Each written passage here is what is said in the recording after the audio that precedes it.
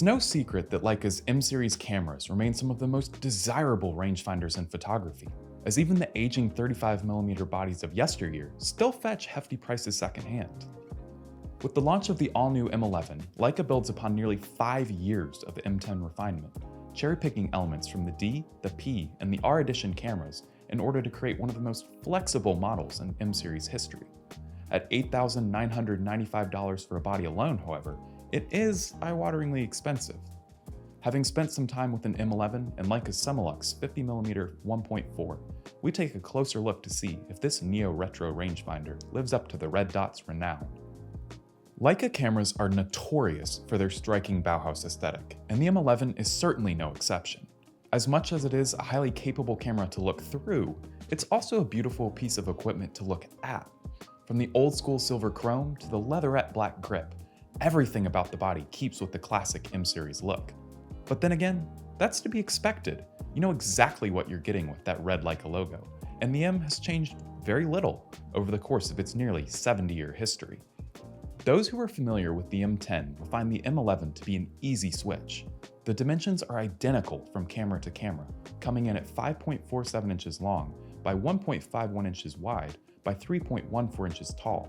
Moreover, many of the lines around the exterior are similar, if not exactly the same.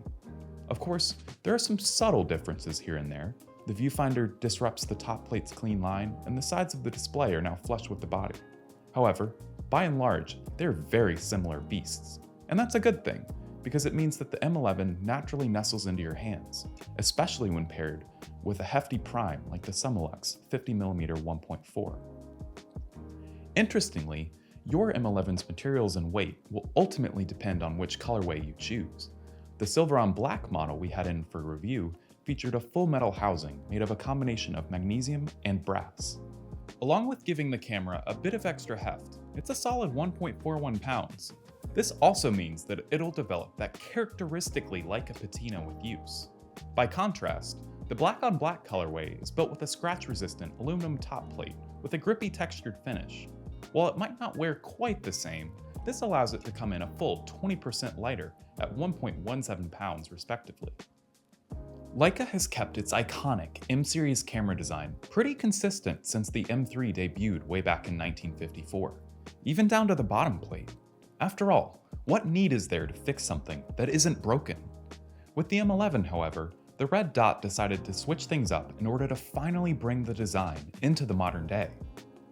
The biggest change comes in the form of the base plate, and it's a move that will undoubtedly irk some Leica purists. Where the M10 and others before it required you to remove the base, a callback to M-series film cameras, in order to access the battery and change the memory card, the M11 instead comes with a cartridge design akin to that of the SL2 and Q2 cameras. In practice, this means the installation and removal are far more efficient. Just a quick flick of the switch and a push of the battery pack is all you need to make a swap. What's more, Leica has managed to enlarge the battery such that it offers some 64% more capacity. It's worth noting though that the design comes with a couple quirks of its own. In order to access the SD card, for instance, you have to turn the camera off and completely pop out the battery pack. And when using your M11 with a tripod, the plate obscures the switch needed to release the cartridge. That being said, Leica has fitted the M11 with 2 new features in order to minimize these inconveniences. For one, the camera comes with 64GB of internal storage, effectively giving you a built-in safety net should you fill up your memory card. And, to one side of the base plate, there's now a weatherproofed USB-C port. Along with offering in-camera battery charging, it also allows you to make quick file transfers directly to your iPhone. But we'll touch more on these later. Elsewhere on the M11, Leica has kept a lot of the hardware pretty consistent with the M10.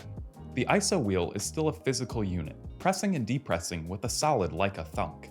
However, the M11 now comes with an extra stop of range and a new base ISO of 64, as well as a new max ISO of 50,000. Mechanical shutter speed is, once again, controlled with a wheel, starting at 8 seconds and climbing as high as 1/4000th of a second.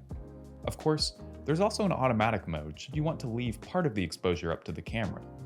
As with all Leica rangefinders though, focusing and aperture control are entirely manual, left up to your lens of choice.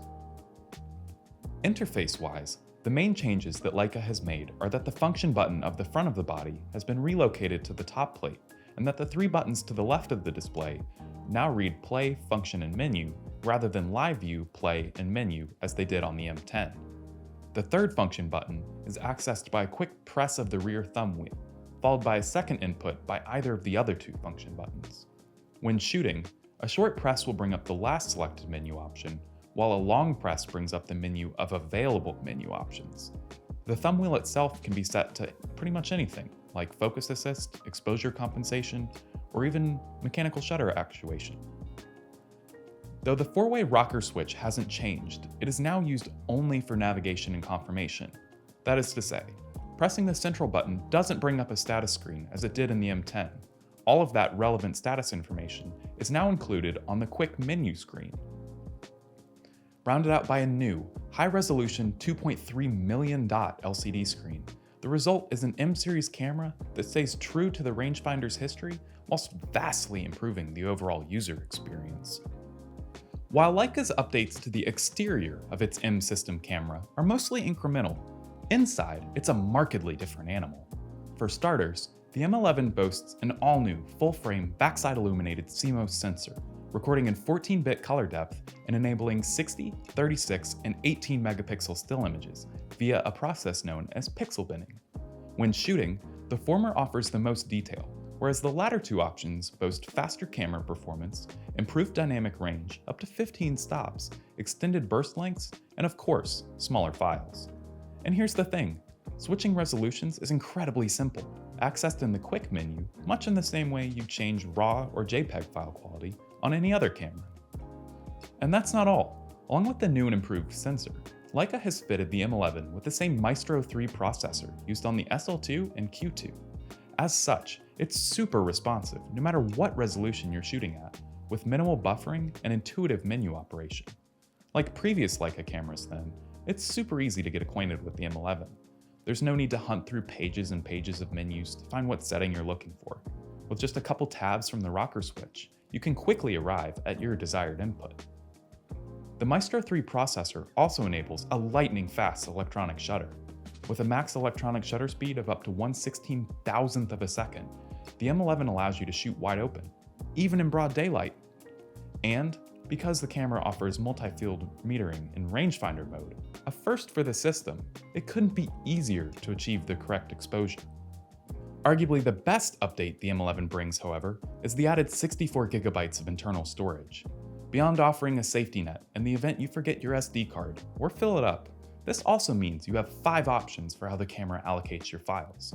Accordingly, you can have the M11 write to the SD card first, use the internal memory as a means of backup, split files between DNG and JPEG, use SD only, or write to the internal before filling up your card. As if that wasn't enough, the M11 comes Apple made for iPhone and iPad certified, meaning it's super intuitive to sync with your device, be it through the included Lightning cable or via a wireless connection. With the help of Leica's overhauled Photos app, you'll be able to embed location data, import images, and update the camera's firmware.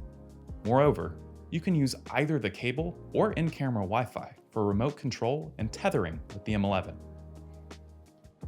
Leica bills the M11 as the most flexible model in M-system history, and in that respect, the camera truly excels. In the 5 years that have passed since the M10 debuted, the brand has been hard at work improving its flagship rangefinder. Of course, some Leica purists will invariably take issue with the changes in baseplate design. However, the switch makes for a marked improvement in both convenience and battery life. Above all else though, it's the addition of the new triple resolution sensor and the internal storage that make the M11 a massive leap forward in Leica's digital offerings. When you're after a fully manual option that carries the iconic red dot aesthetic, there is no better camera on the market today.